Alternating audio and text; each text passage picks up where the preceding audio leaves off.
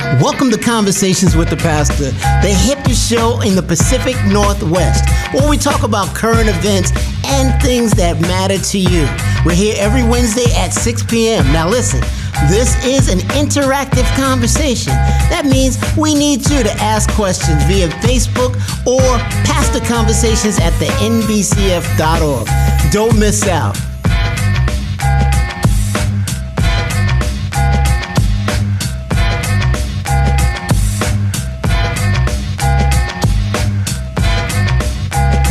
Now let's start the conversation. Pastor? Good evening and welcome to not only another episode of Conversations with the Pastor, but the very first episode of the year 2024 in the year of our Lord. Welcome back, welcome back, welcome back. And hope all y'all had a great holiday season.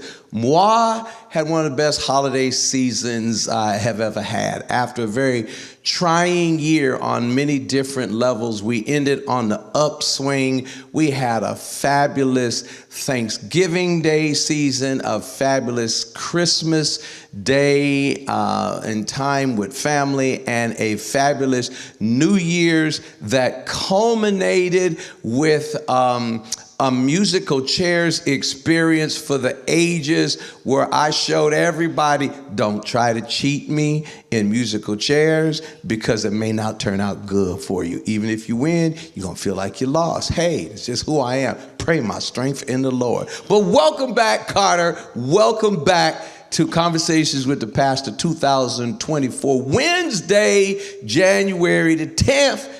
2024.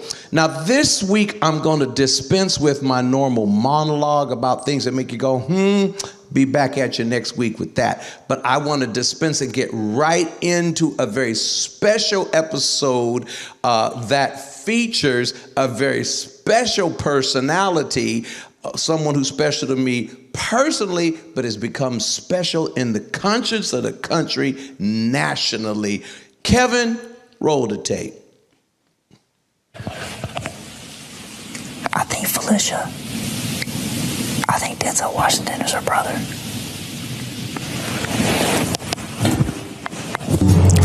In the spirit of the game of chess, and I believe, Hyson, you might have said this, why take out a knight when you can take out a king? And with that being said, Hyson, you're my replacement nominee. Please take a seat. Hyson, you can't outplay the player, babe.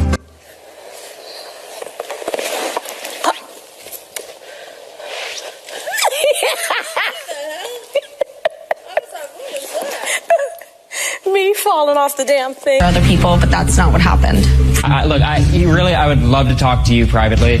That is what happened. See, because the private conversations is where you can lie. You turn the comic room dark, make this room dark. That's not fair. They don't have 4 people in there. They have 3, and you turn their lights out. We got all 4 in the bed. Turn our lights out, please. Thank you, and smooches. It's a liar, Jag's a liar, and I ain't never paid no attention to damn Bowie Jag. What the hell is that, big brother? Shut that down. Yeah.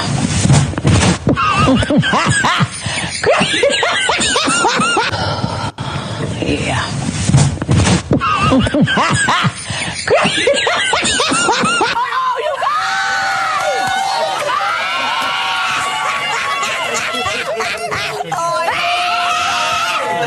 and my seasoning pepper, come on. Mr. B, you did all right, man. Okay. We're just going to be staring at each other with nothing to do for the rest of the day. It will be fabulous. We promise. We'll be adult. Ain't going to be no mess. Ain't going to be no chaos.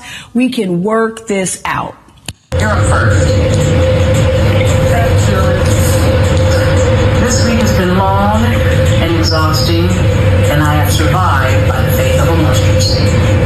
At some point in this game, every person in here will have to be willing to make a decision and take the lead rather than following everybody else. The winner of Give Me 25 is going to be the person that has the leadership and the courage to do just that. That's my theory, and I'm sticking to it. Thank you, Felicia. Well, you figured it out by now. My guest for today and the very first episode of Conversations with the Pastor 2024 is none other than my own sister, Felicia Daleen Braxton Cannon, that America has come to know as Mame Fe from season 25 of Big Brother. Felicia, welcome to Conversations with the Pastor. Thank you, Pastor, Brother Leslie. It's a pleasure to be here. Yeah, all that. All of that.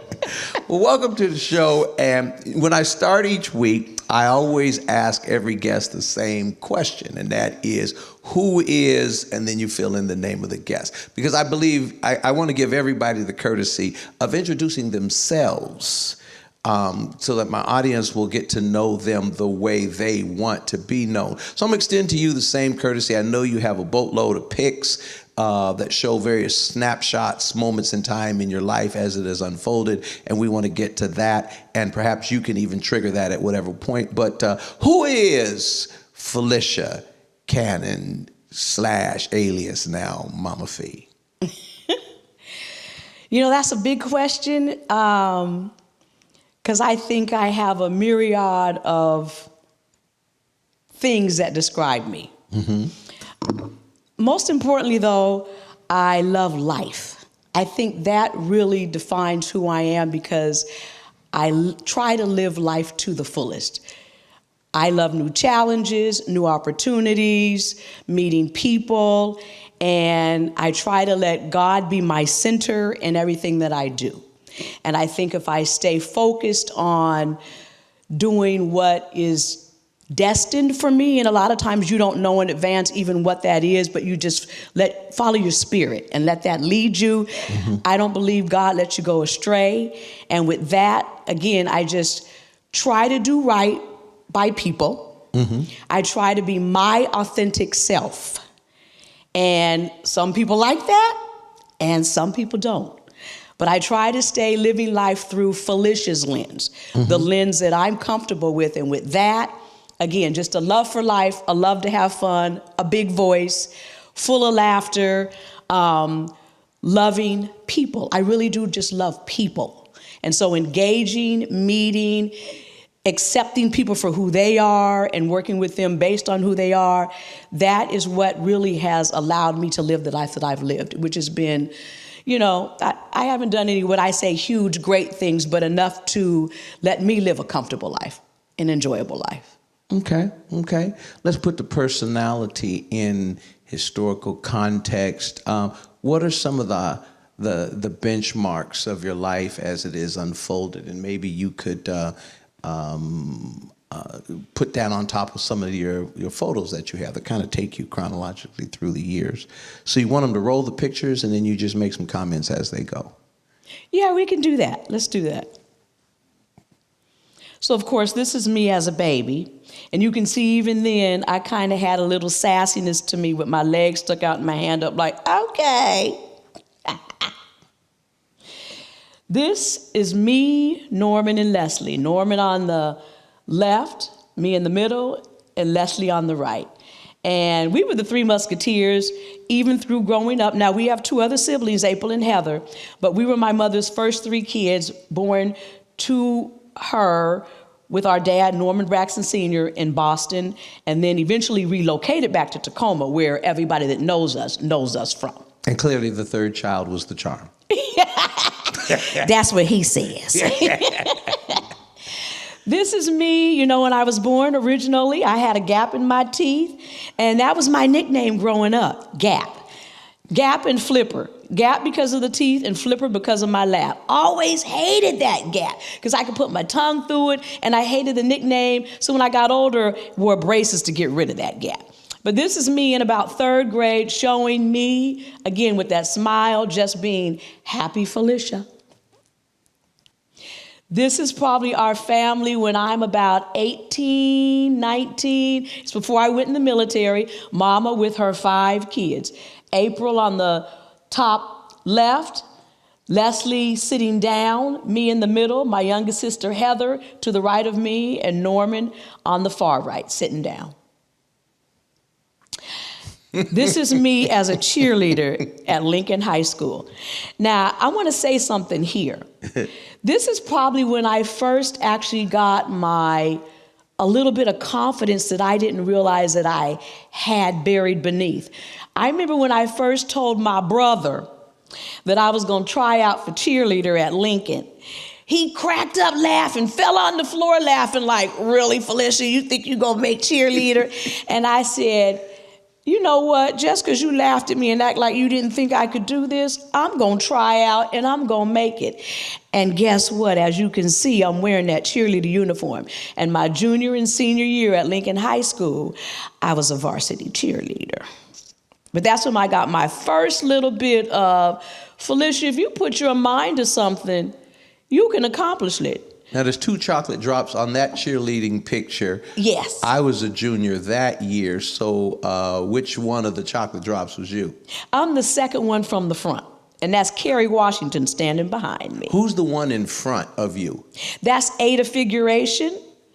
That's Tony behind. So Ada, Felicia, Carrie, Tony, Gina, Wendy, Debbie, and why is my mind going blank? I'm the last person back there. My mind just went blank. Well, the one who's in front of you, I always thought she was fine as wine, and she didn't give me the time of day. Ada Figuration, that's my girl. Ada, Gina, and Tony. Now, the first year I made it, it was me, Ada, Gina, Tony, and Paula. But Paula decided our senior year, she wanted to focus on track, and Carrie stepped into Paula's place. Well, I had an international dating spirit at the time, so I'm just saying. You just liked Ada. She's going to crack up when she hears you say that. And Ada's still here in Tacoma.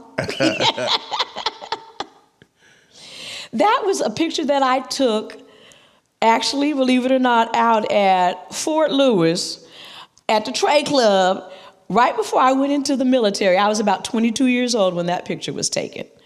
And I was kind of coming into my own, gaining more confidence in myself, realizing that I was getting ready to leave home and needed to be able to fend for myself.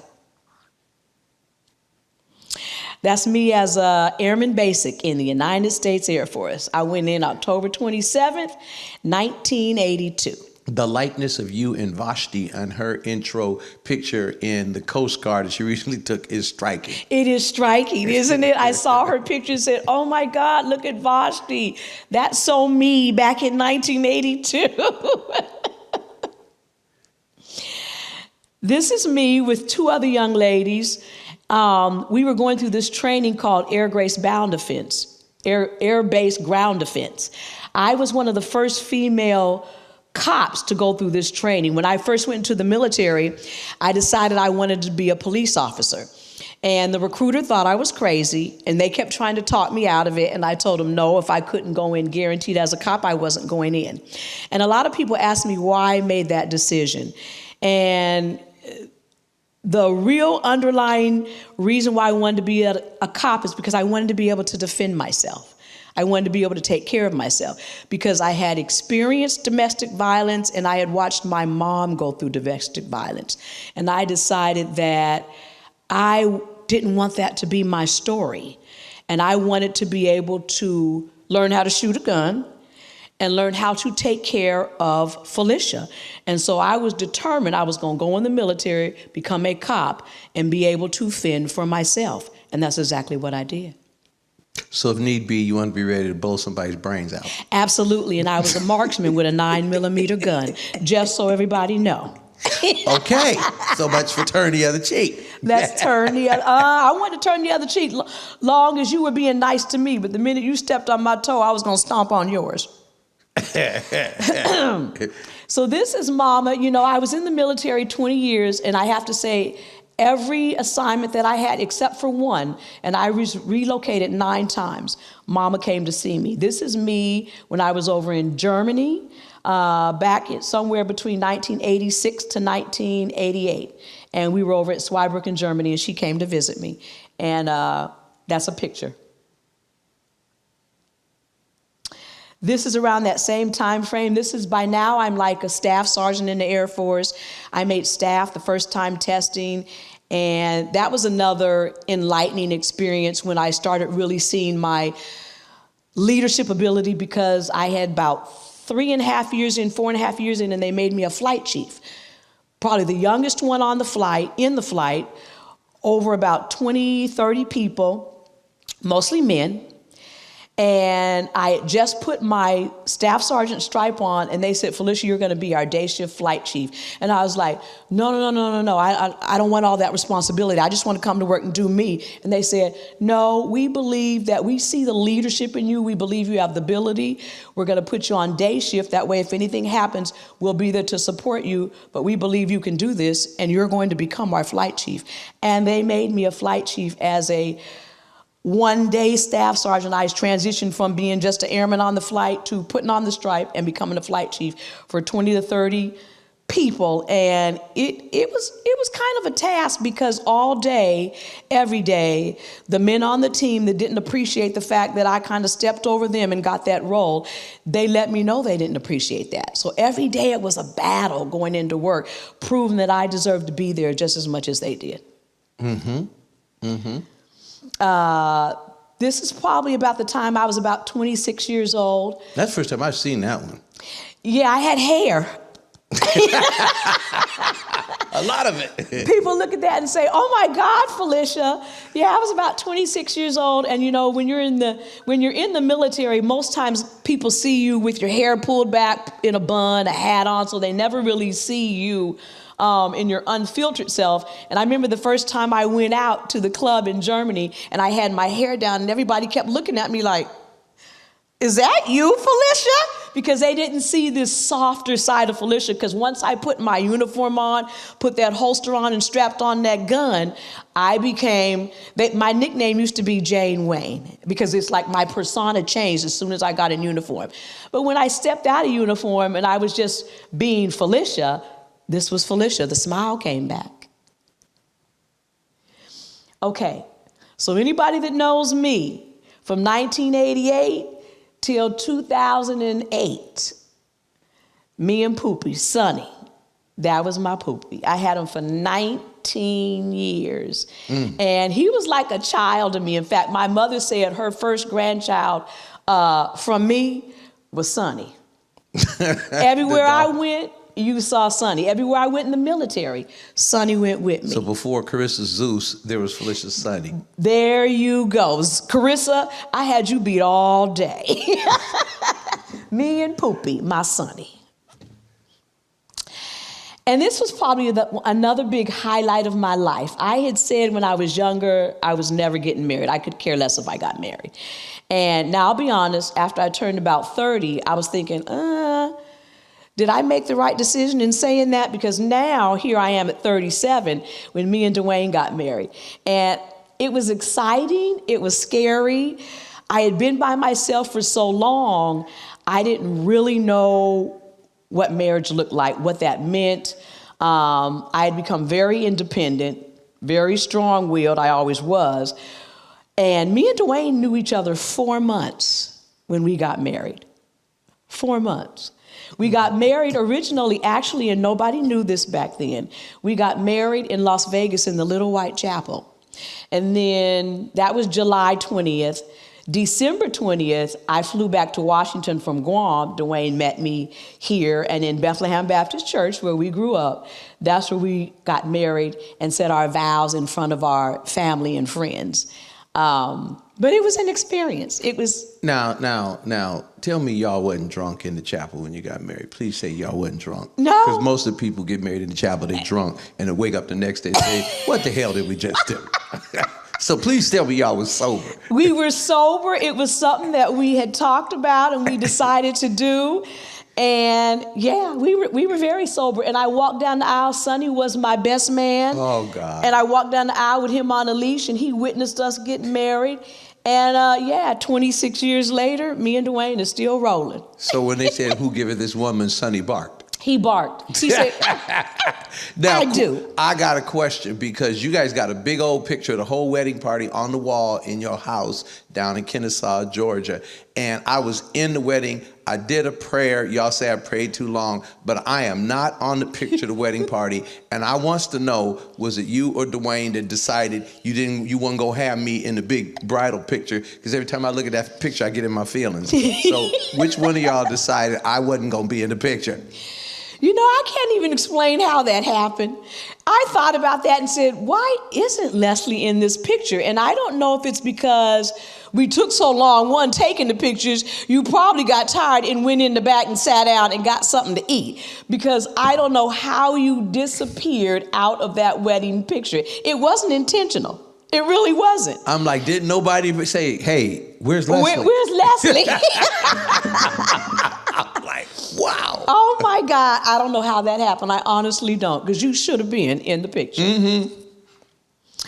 This is where... Look at Jair. Me and Dwayne have one child. Our Mr., he was born March 2nd, 1999. And he's been that same big smile from birth to this day. This is him when he's probably a sophomore in high school. This is after we relocated to Georgia, and he was becoming a young man. And this is him when he graduated from college, from WVU, and we were there celebrating him graduating from college. What's his birthday? March 2nd, 1999. So he was 90s child, just like Chris is Sam, Janice, and all those guys who were all 90s children. Okay. 1999. Okay. Remember Prince, 1999? Uh-huh. You know, so after I retired from the military, then we took that same skill set, contracting, which is what I did for my last 15 years in the Air Force, and did that for 19 years at GSA, General Services Administration. And I spent my last 12 years while I worked there on the PMR team, and this was my team. Now, were you and Dwayne working for GSA when they went through that big old scandal that hit the newspapers? Yes, we were. We absolutely were. But y'all weren't corrupt. We weren't corrupt, and we were not part of that. But we knew some of the folks that were engaged in that fiasco. And because I have people calling me saying, is your sister and brother-in-law going to jail? You know, GSA really is a great organization. They're like the gatekeeper of the federal government for all the other federal agencies. And it is a great place to live. I learned a lot, gained a lot of friends that are still lifetime friends for me or with me right now. But yeah, they have their, you know, it's like in any organization, you always have people who think they can beat the law and won't get caught, and eventually it catches up with you. Mm-hmm. And that's how that landed. This is me and Mother Dear. Me and Mama have always, like I said, no matter where I'm at, Mama comes to see us. No matter where Leslie was at, no matter where Norma was at, Mama's coming. She has lived her life almost through her kids. And I don't know if almost to a fault, because sometimes you say, Mama, what do you want to do for you outside of us? But she has always loved her 5 kids and was willing to do anything for us. And that's her in Kennesaw, Georgia, standing in front of our house one year. Me, Dwayne, and Jair, this is what we do, sports. You know, I've always loved sports because you and Norman played sports our whole life, cheerleading, watching you guys play football, watching Mark and them, basketball and all of that. And so Mary and Dwayne just kind of fell into that because if you ask him, what does Dwayne do? Sports. Football, basketball, and even during the off season when they ain't on, then when you see Dwayne, now this is when you know Dwayne is really out there. You're like, Dwayne, are you really going to watch golf on TV? Can we find something else to do? But this is us at a basketball game, obviously before the crowd had rolled in. This is a couple years ago, somewhere around New Year's Eve, we had gone to a basketball game, and that's me, Dwayne, and Jair doing what we do, going to games. And then this is probably our latest venture, because I told you I'm always trying to do new things. Me and Dwayne decided back in 2020, we knew we were getting close to retirement. And so I said, Dwayne, we can't sit home on the couch and do nothing, because people get old like that. You lose a lot of your skill sets. And so we said, let's do real estate. Now, I'll be honest, I had to kind of push and sway Dwayne, because he was like, I'm okay doing nothing.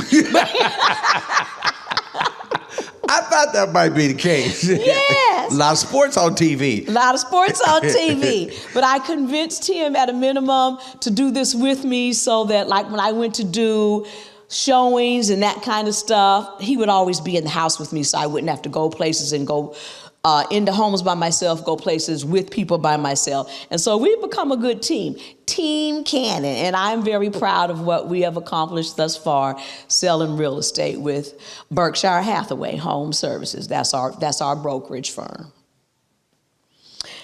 That's just me being Felicia. There's that smile again. And this is probably my, this picture means a lot to me. This was what I envisioned. You know, while I was in the house, I found out that Norman had been in a devastating car accident. And when I took this picture, this is the last time I saw Norman. This was a couple of years ago, 2022, I'd come home. And the ironic thing is that I started not to go see him because, you know, anybody that knew Norman had ups and downs. And sometimes you wanted to be in his space and sometimes you didn't want to be in his space. Mm-hmm. And you had to know when to pick and choose those times. And I started not to go see him because the couple times that I talked to him on the phone while I was home, he was escalated. And I had to say, okay, Norman, I realize that this is the escalated, Norman, so I'm gonna hang up, I'll call you back later. But something in my spirit, I had left Mama's house and something made me swing by where he was. And I called him and I said, Norman, I'm on my way to your house, I'm gonna come see you. Because I fly out tomorrow and something is saying I gotta come see you. And when I came out, I was so excited to see him because he looked good. I had heard that he looked bad, and I said, thank you, God, that I went to go see him, gave him a hug, even gave him, you know, one of my sister pep talks, Norman, you still have so much more life in you to live. God has left you here for a reason. He has something else for you to do. And if you can just figure out what that is and try to be the best version of you. Let the VA give you the help that you need. If you need meds, take meds. If that's what it takes to bring you down, to level you out so you can continue doing what was destined for you, go do that. Because God ain't finished with you yet. And he smiled and he said, yeah, you right. And I said, okay, let's take a selfie. Because I'm going to post this, I said, and I'm going to send it to you. And every time you start spiraling, just take a look at this picture. And you know, the crazy, I found out on September 28th that he had been in the accident. And I told them that I didn't want to know when he passed because I didn't want the weight of that on me while I was in the house. And the ironic thing is on the 30th, I got up. And about 12 o'clock, I went into the diary room. You know, the Big Brother, that's where you see a lot of the conversations that go on in there. And I said, I need to send a video to my family. And I said, my brother passed today. And they said, did somebody tell you that? And I said, uh-huh. My spirit told me. I said, nobody called me. The production hasn't told me. I said, but I feel it. I said, today, Norman passed. I said, I'm praying I'm wrong, but my gut tells me that he passed today. And here's the crazy, when I got home and asked you guys when he passed, this was September 30th, and when I got home and asked you guys what day did he passed on September 30th. It was about 12 o'clock when I went in there and did that video, and you guys told me he passed right before 11. So I felt it. I knew it. And that's why if people stay in tune with themselves, with their spirit, with God, He tells you, he feeds you everything you need to know. A lot of times we just miss it because we ain't paying attention. We ain't paying attention. Since you opened up that box, and I want to talk about Big Brother in just a moment. You know, within the family, I've played 3 different roles.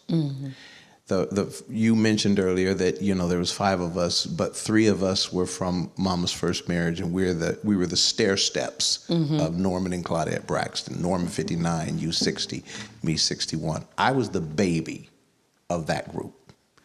Then April 4 years after me, Heather 4 years after her. So when all 5 of us there, I was the middle child.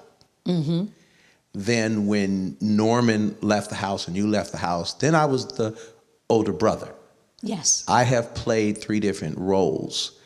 For the most part, I was the middle child. But among those 3, because Norman, you, and I were stair steps. Our friendship groups overlapped. We were always in school with each other. Yes. You were sandwiched between Norman and I. So what was it like for you growing up? You never spent a day in school where at least one of your brothers, and most time both of them were there in school. What was it like to be sandwiched between me and Norman? It was an experience. And I think you guys have said Felicia's mouth. Well, probably the strongest personalities in our family between the 5 siblings is me, you, and Norman. Yeah. We had very strong personalities, and I think a lot of it was survival just because our extended family with the Pattersons, we did everything together. So if you wanted to be heard, you had to be the loudest person in the room. That was a lot of where the volume came from. And then competitiveness in our family was always so prevalent, starting with you.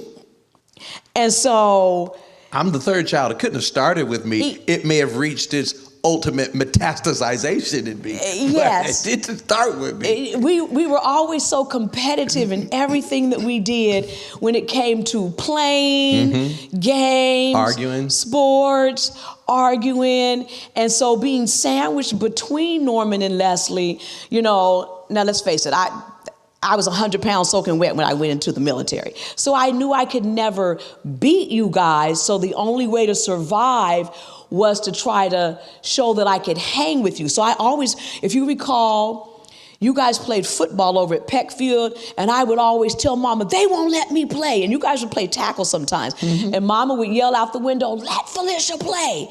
And your friends would be mad because I'd be out there playing tackle football with you and Vince Colby and Horace Lee and all those guys, knowing I didn't have no business being out there, but I wanted to show that I would hang. So I was very tomboyish. I kind of had a extreme personality. I could be girly, or I could be tomboy all the way in.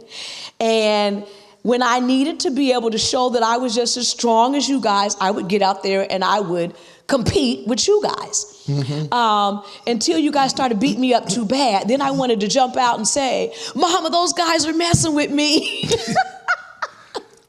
But it was a crazy dynamic I had to find out how to survive against these 2 very strong-willed brothers.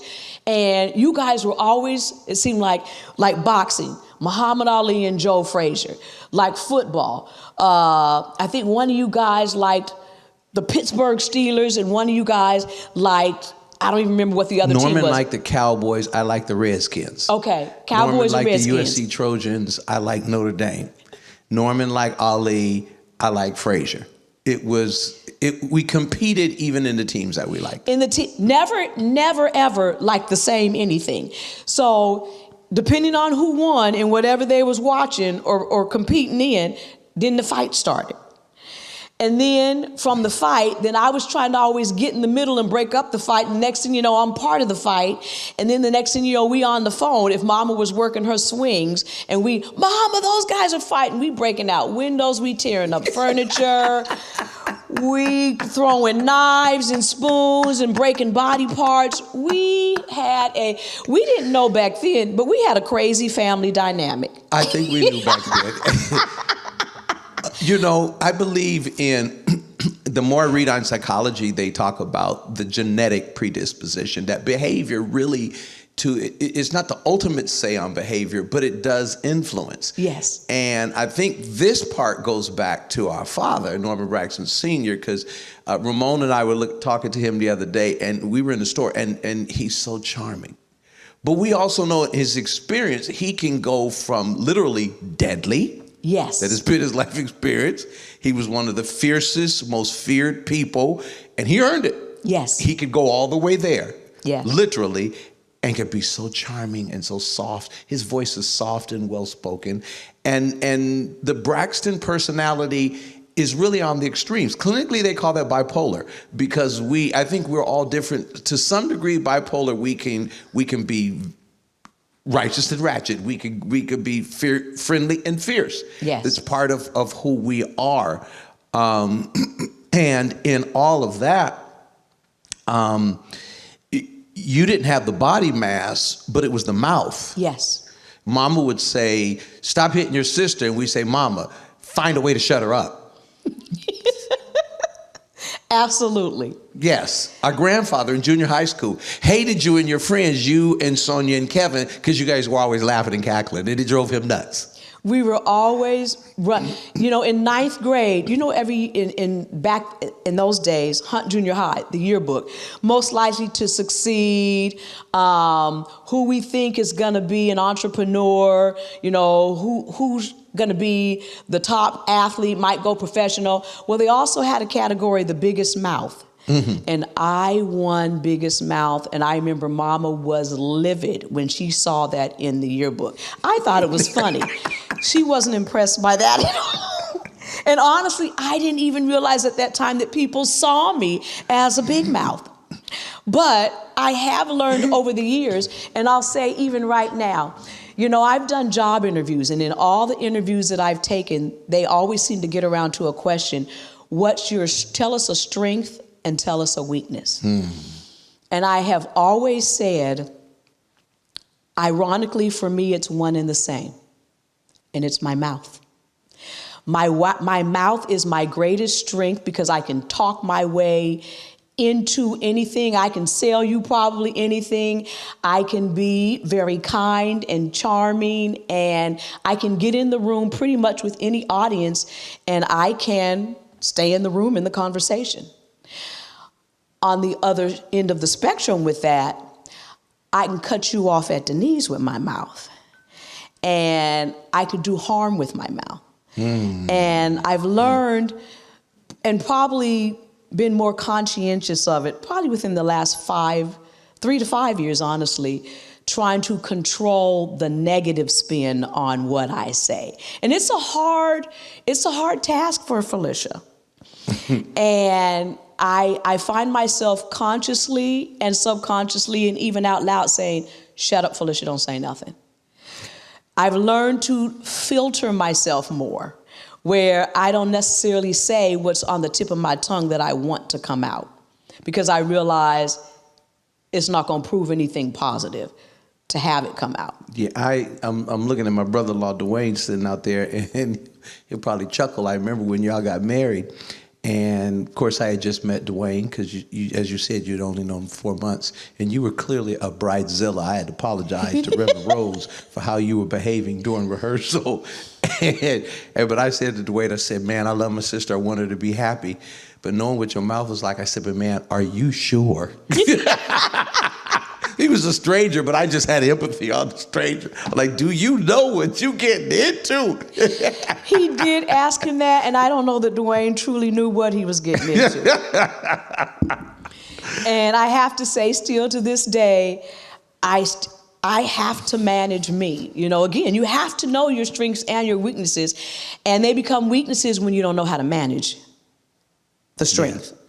And so every day I have to tell myself, shut up, Felicia, don't respond to that. Just be quiet, just go silent. And I'm getting better at it. I think we are. I think wine smooths out over time. Yes. That's why you don't serve no wine until it's time. Until it's time. Let's. I want to move into talking about the Big Brother experience, but I want to close this chapter on Norman and that whole in the loss of him, because I know what it was like out here. Mm-hmm. When Sheila pulled me out of a luncheon and said to me, "You're not going to like what I have to tell you," and they just kind of bluntly laid it out there. But I have to ask you, what was it like being isolated from the family, playing a game, and then you hear that of the accident and inevitable death?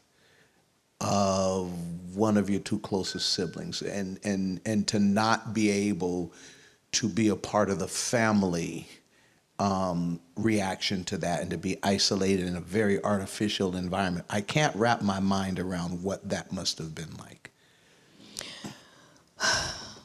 It was hard. It was extremely hard. When they first told me, I just kind of sat there numb, trying to wrap my brain around it. And my immediate response was, I got to go home. I need to go home. But they got on the phone with Dwayne, and then three-wayed in Ramon, who was actually at the hospital at that time. Norman was still alive. And I asked them, could I see him? So they turned the camera around so that I could see him. And I remember standing there crying, and I prayed over him through the phone. And I just said, God, if it be your will, heal him, but heal him to full recovery. Because I know Norman, and I knew that Norman would never want to be a paraplegic. Because they had said that they didn't think he'd walk again or talk again, be able to eat on his own. And I just said, oh, no, Norman could never live like that. He would be mad at us for saving him if that was the life he was going to be destined to live. And so I was like, God, if it be your will, because we know you are a God of miracles, all things really are possible. If it's your will, heal him. But if he can't come through this, then give him peace. Take him and give him peace. When I went back into the house, everybody came into the living room, and I told them that I had gotten that call. And like I said, at that time, he was still alive. And everybody kind of sat in silence. And because I didn't want that negative energy to linger too long, I got up and I said, okay, so I've told you guys, we're good. Now let's just go back to normal. Now that's what I said out loud. Internally, I still felt like I was screaming, but I had to find a way to bury those emotions in order to survive for however long I knew I was going to remain in the house. And I didn't know at that time. This was day 58. And I went to day 96. For the next couple of weeks, they were probably the hardest for me, because this was on a Thursday, and on Friday, I got put back on the block. Now, I actually got mad when they put me right back on the block. And a part of me was saying, why did I even decide to stay? I should have just left. And I remember sitting in the room one day, and I was crying, and I felt emotion come over me. And a couple of people, I believe I even talked to Suri, because Suri came, she noticed it, and she asked me, was I okay, Suri and Mimi? And I said, no, I'm not. I said, but this doesn't have anything to do with the game. I said, I could care less about this game anymore. I said, because my mind is on Norman, my brother. I said, and I'm asking myself, should I have stayed? Now, let me just say this. The reason why I did stay was because in talking with Ramon, he said, Felicia, we had a family meeting, and we actually said that we think you should stay because we think you're doing well, and we think this is what Norman would want you to do. You can't really do anything even if you come home. And so we say this is a once-in-a-life opportunity, and if you're willing, we really want you to stay in the house. And so I decided to stay and play for Norman. That was my driving force. Like, I'm going to do whatever it takes to stay as long as I can, because I'm playing this game now undergirded by Norman. And that really was my will. And so every week I just said, God, because I landed on the block 5 more times. And every week I just said, I don't know how you're going to get me out of here this week, God. I don't know how you're going to keep me in here this week, God. I said, but I'm trusting and believing. And I really did ride off of that. God is going to carry me. I'm sending a message to somebody. I don't know what it is, but I'm here for a reason, and I'm staying as long as he says I need to stay. And so, like I said, those first couple of weeks, it was very difficult, and I found myself an emotional roller coaster. and I had to keep bringing myself down, and I had to work hard to bury those feelings in order to sustain myself in the house. Otherwise, I would have found myself getting very angry when I saw stupid stuff where I was just saying, I ain't even got time for this crazy. Y'all are in here playing a game, and I got a family at home that's grieving because I got a brother that has probably passed, and we in here worried about who going on the block, and you guys are worried about who said what to who. So it took everything in me not to let that rise. And like I said, a couple of times I did let people know I'm going to stay, but I need to stay. But there were a couple of days where I actually just stayed to myself. Mm-hmm. And they realized there was something wrong because that wasn't Felicia. But I had to tell them, I need a moment, and it don't have nothing to do with this going on in here. Now, it's funny, when you first said that you were going on Big Brother, because I didn't know nothing about Big Brother. I had never watched Big Brother. I didn't know who Big Brother was. The only idea I had of Big Brother is the government spying on you. So, that's all I knew about Big Brother. So the first episode that I watched that you were on, and we had a big watch party at the house. I didn't know what the game was, how it played, with this stupid room set up.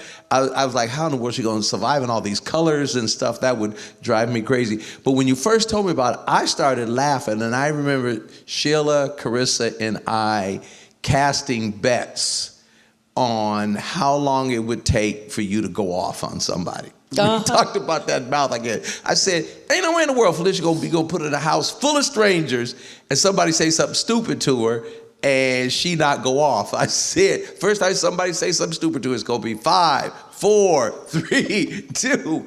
And so the fact that you stayed all that time, that was God's first move.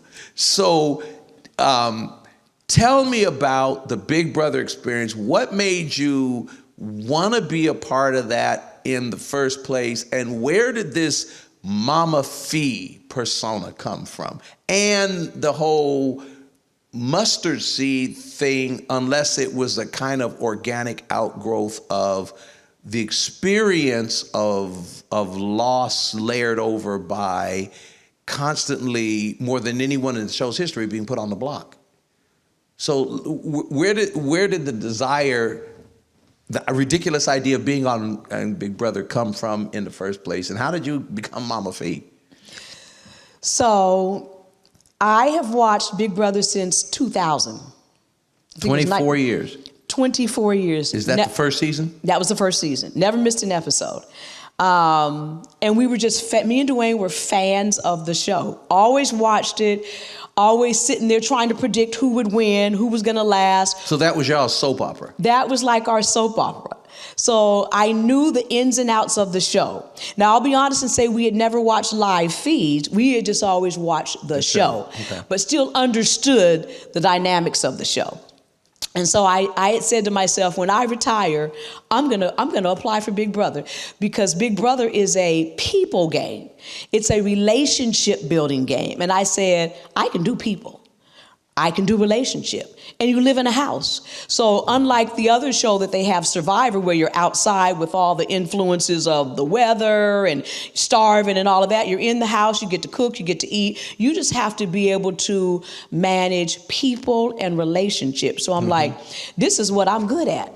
I'm going on here and I'm going to do this. And so again, I looked at it as something that would be fun, something that would be a challenge for me, saying, how good are you really with people? You think you're good, but a lot of times we're no better than how other people see you, not how you see yourself. So I wanted to see if I really knew and understood people as well as I thought I did. I thought it would be fun. And then now applying at 62 years old and realizing that I would be the second oldest player to ever walk through the door of Big Brother, I knew that was going to be a challenge. But I knew it was a challenge I could withstand. Age is just a number. And again, it's about relationship.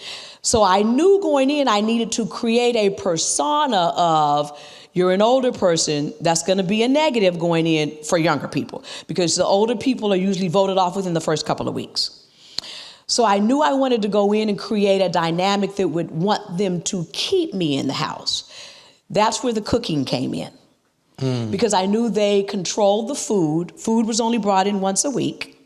And so you got a whole bunch of young people where they just gorging down whatever they want all day. So I said, if I can manage the kitchen, one, I can manage the resources that we get with regards to the food. I can manage how clean the kitchen is kept. But also, if I start cooking for them, they'll say, oh, we got to keep her a little bit longer because she's cooking dinner for us every day. I knew that would be my end. So is that a stereotypical black mammy role? No. Aunt Jemima? Now, some would probably look at it like that, but again, I think whether I was black or white, just the fact that I love cooking because I cook at home. I host things all the time. I just love food. Food is always, I'm a foodie. Even in my normal life, everyday life, I've always been a person who likes to go out to eat different stuff from different all walks. I've got a huge palate. So I go to restaurants and then go home and see if I can recreate the meal. So you wanted to endear yourselves to them to where if they thought about getting rid of you, they'd have to think twice because dinner was good last night. There you go. So why do you think then you, after doing all that cooking, you became almost a weekly nomination to the block? I mean, 8 times. No other person in 25 Never. years has been on. Why were they constantly trying to get rid of the person who was feeding them? Were they biting the hand that fed them? Well, some of the time when I went on the block, I really was a pawn, which means that they need somebody to sit next to the person that they're really trying to get out. Now, a few of the times that I landed on the block, I really was the one they wanted to go home. So you have to remember, everybody has their own agenda on how they think they're going to get to the end. Well, about halfway through, once they realized that I really did have a good rapport with everybody in the house, and I was feeding everybody in the house, and I kept surviving the block, now I actually became somewhat of a threat to people. And for anybody that watched this show, you'll recall Cameron saying out loud to me several times, I realize you're one of the biggest threats in the house because you're a great communicator. And I don't want you to land actually in the jury because you might be able to steer people. If I end up one of the last 2, you might be able to convince them not to vote for me. So I don't want you to end up in the jury where you can convince people that I don't need to be the winner. So Cameron was threatened by me. A lot of the other people, I don't think they saw me as a competition threat, and that was okay.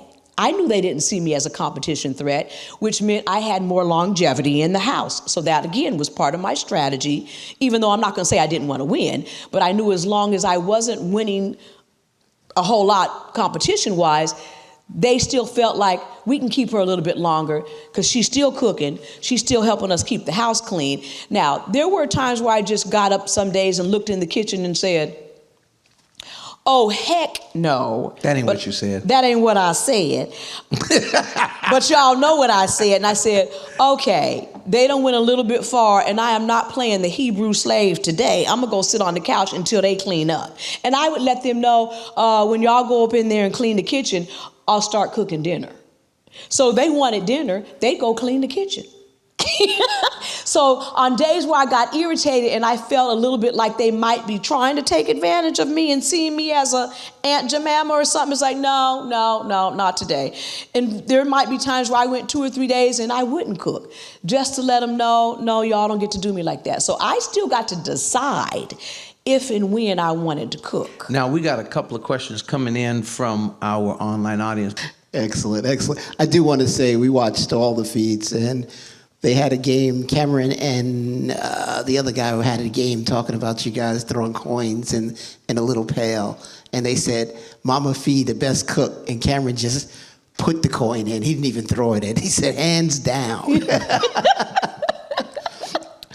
Okay. Yeah, a couple of quick questions. What phase of your upbringing do you think helped you best with the competition of Big Brother?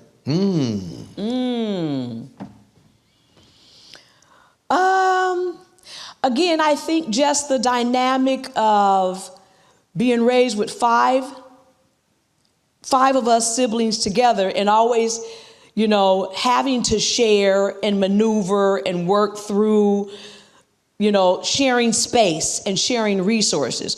So then it just became a few more people added to that, but you learn how to adapt to any situation, basically. Life is always going to bring you obstacles. You don't always get what you want when you want, so you have to learn how to just adapt and adjust and move on. And so there were 16 people, 17 actually, to start off with, and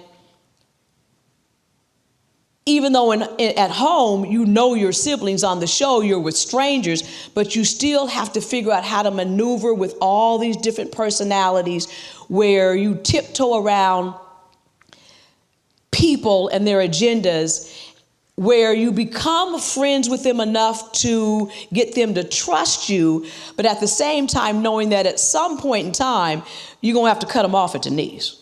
Well, that was kind of the way family was, There were times where we had to cut each other off at the knees in order to get our agenda across, even in just playing games, getting what we want, survival, just all of that. Even in our church family growing up, even with our friends growing up, you learn a sense of survival and how to maneuver and adapt to people. Amen, amen. Are you thinking of any other shows to go on? One on our wish list is to see you and Pastor on The Amazing Race together. What is that? It's a race with two people, and it can be, you see them with just best friends, mother-daughter, father-son, husband-wife. It's a show that's also with CBS. And you usually start in Los Angeles. And they literally travel around the world. They go to different continents. And you have all of these different activities that you have to do as a pair. Some of them are very physical. Some of them are mental. There are actually a lot of... some of them can be very hard, but what it really demonstrates is how well you work together as a team. And usually that's the make or break of the challenge is who takes the lead, who becomes the follower. And every week that might have to change based on your strengths and weaknesses, how well you communicate with each other, your strength and endurance. Now, I don't know how well we do in that. Yeah, 63, 62, bad knee. Yeah, that'd be the downside. We'd bring, between the two of us, a lot of competitiveness, but now the cooperation, the communication, who gonna back down? Yeah. Yeah, all we're thinking is good for TV. It's good for TV. It's good for TV. Now, Leslie with maybe his son Sam or daughter Carissa.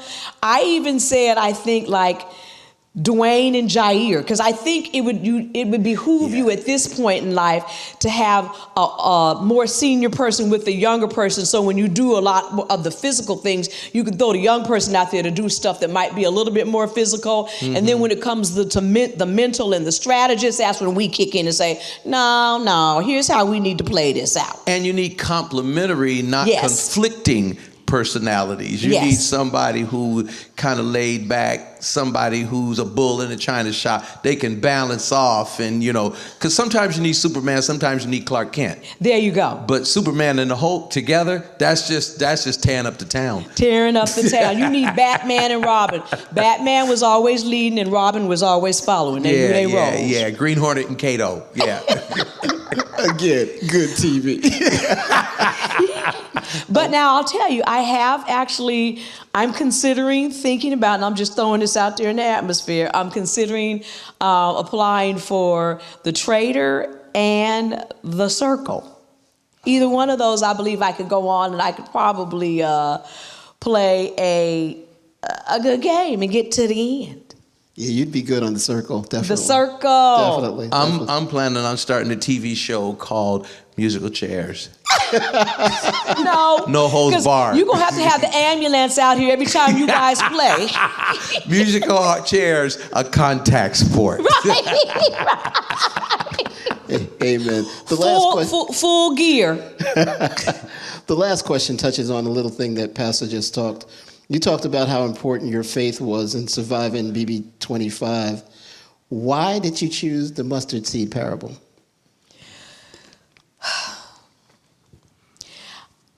I can't tell you how that actually, what made me inject that into the game. But when going in the house, they didn't allow you to have any outside paraphernalia. There's no TV, there's no phone, there's no books, there's no nothing. The only book they allowed in the house was the Bible. And I said, okay, that's all I need. I knew that I needed that so that I could do a daily devotion to keep me, Leslie talked about our family being bipolar. And I know I have this extreme ends of this personality, and I always have to have something as a leveler.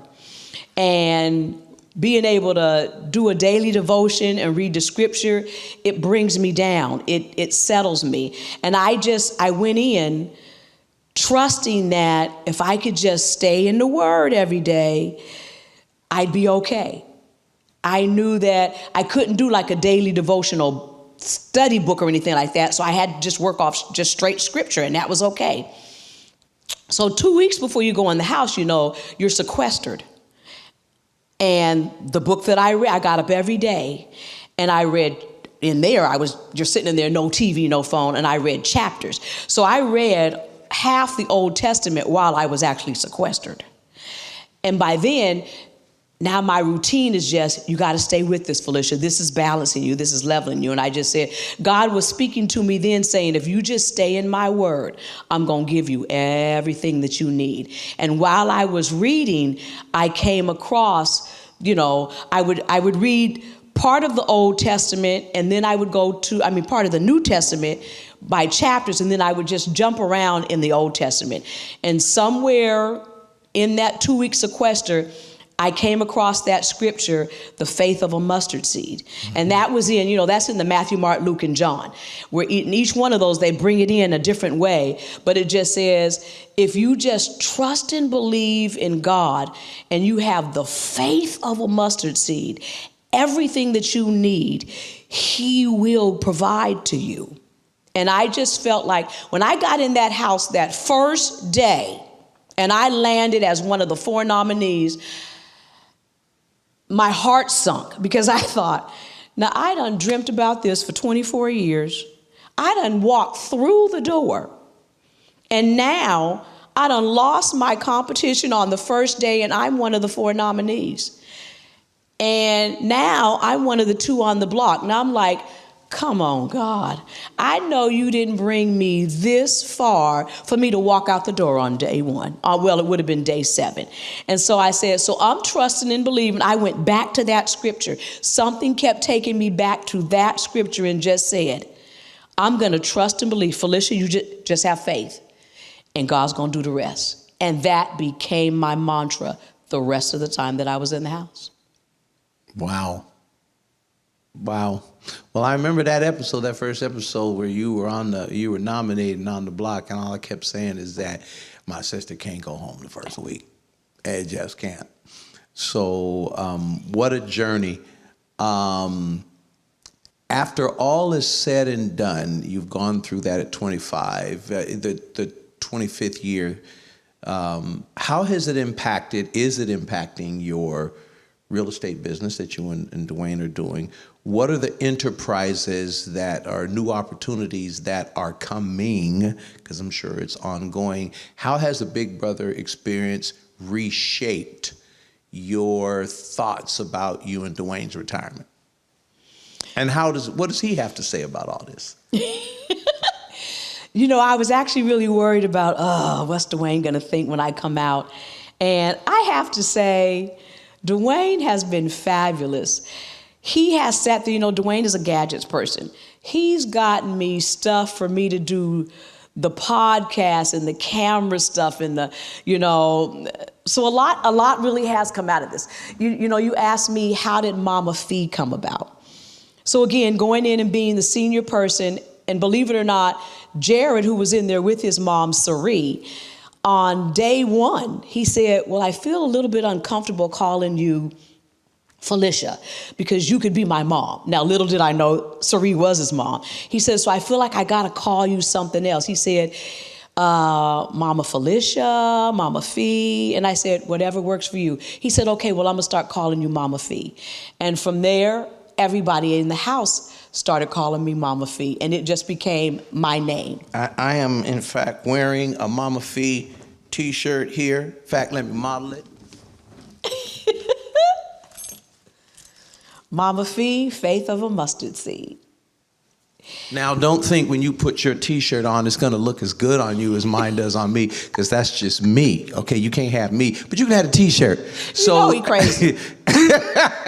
Let's talk about some of the merchandising and stuff, the merch around Mame Fe as it is evolving.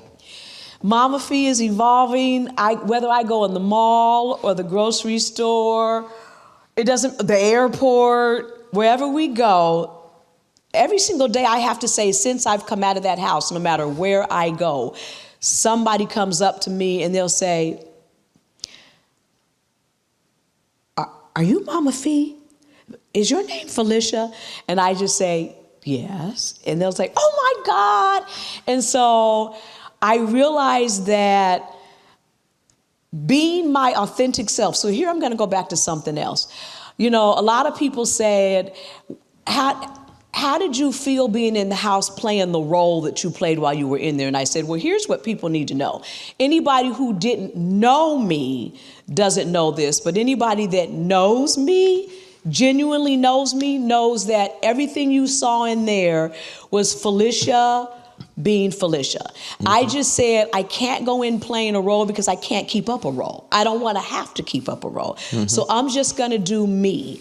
And it was actually good to come out of the house and realize that people appreciated me for being me. Yeah. And I've always had a big laugh. I've always had a very direct, tell it like it is personality. And so I'm learning to tone down how I say what I say, but I still believe in being very forthright with people. So I always say, if you don't want the candid truth, don't ask me my opinion, because I'm not a person that tells you what you want to hear. I'm going to tell you what I actually think, and that's just me being me. I think it's a Braxton thing. You know, Norman's favorite saying was, keep it real, man, keep it real.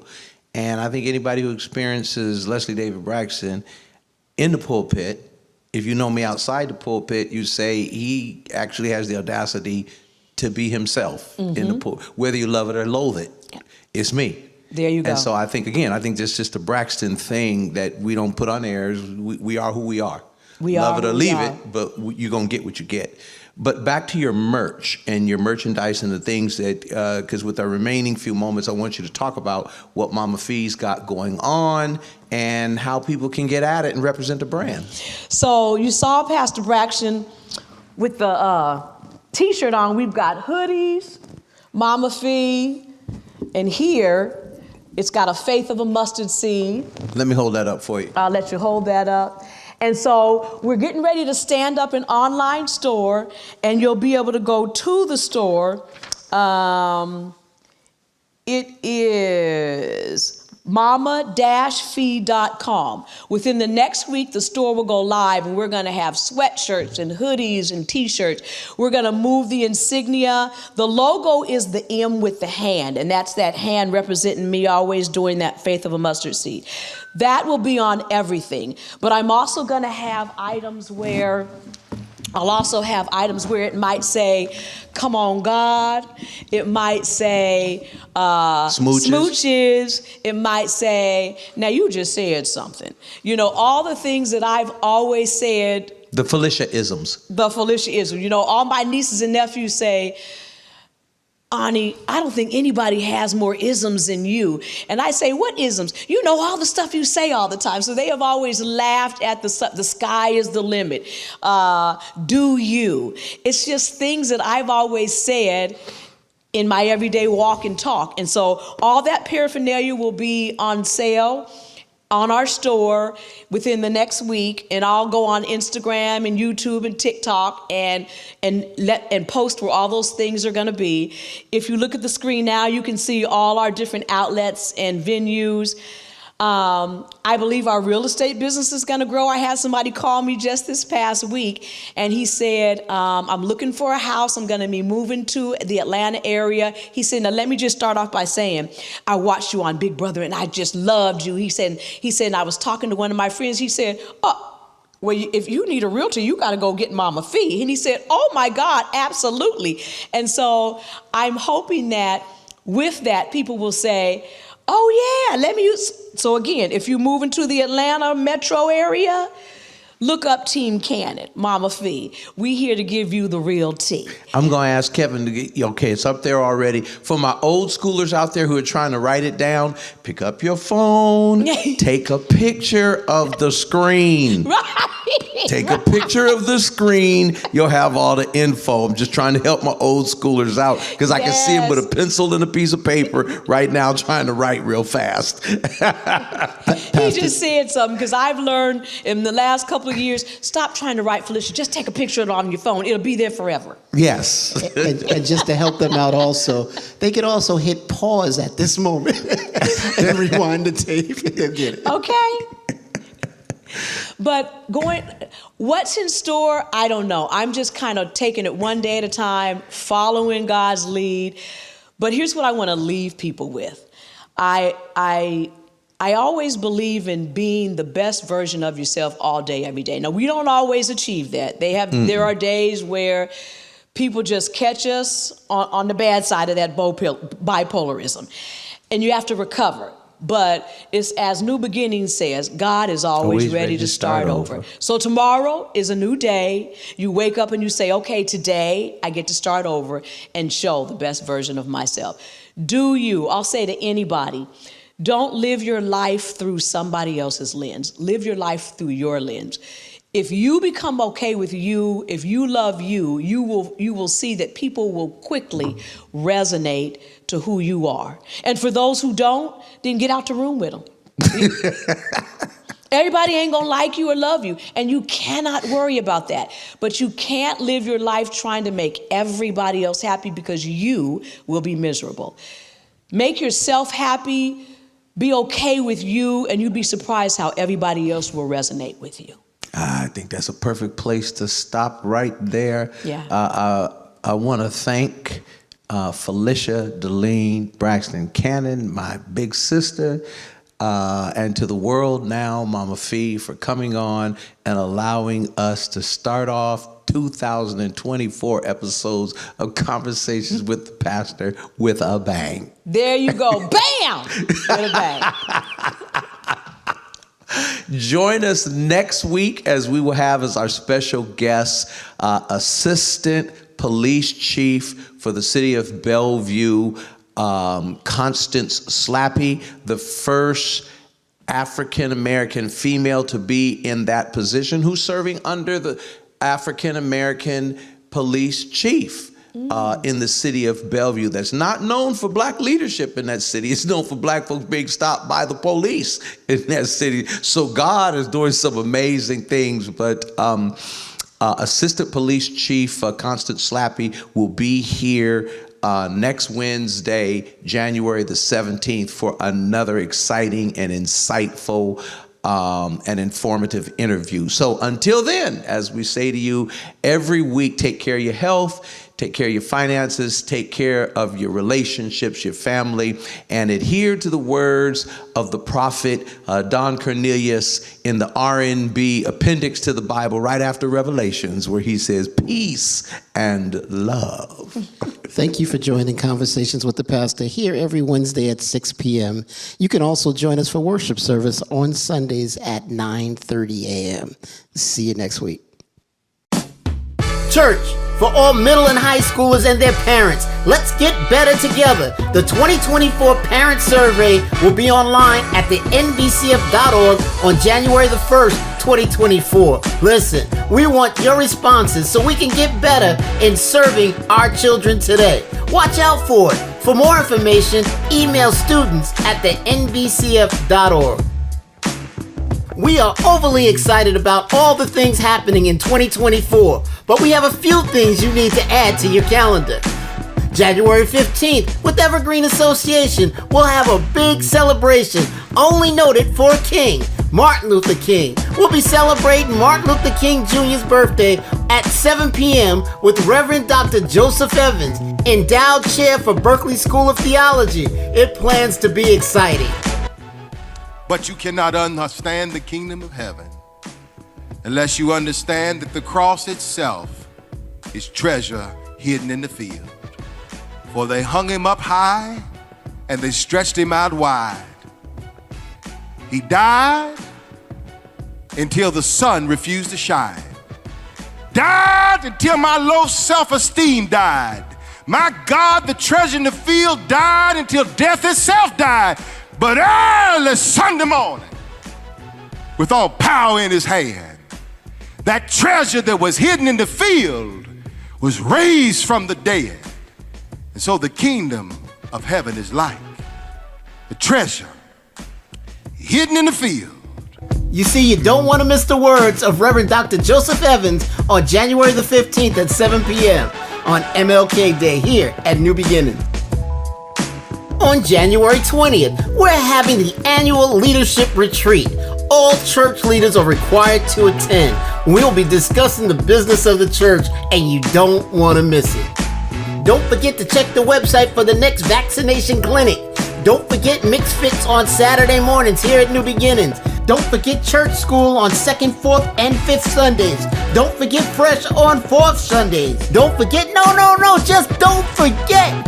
Please go to our website for more information and join a ministry. And if you don't have one, join a church. These are the announcements for the week. Have a blessed day.